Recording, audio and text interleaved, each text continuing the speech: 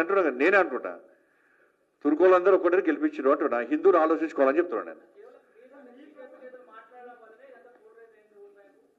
ఎవరు నావలా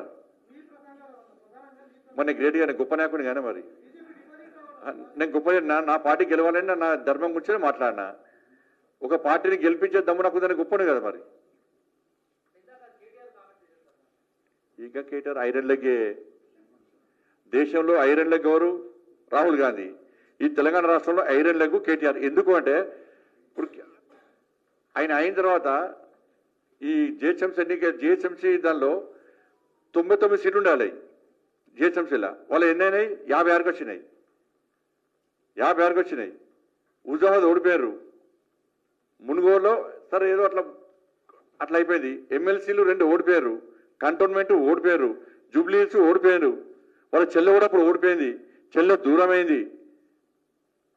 పాపం హరీష్ రావు కూడా లాస్ట్ రానియలేదట. కాబట్టి కేటీఆర్ అనే వ్యక్తి ఉన్న రోజులు మాకు బ్రాండ్ అంబాసిడర్లు. ఎవరు అంటే దేశంలో రాహుల్ గాంధీ, తెలంగాణలో కేటీఆర్.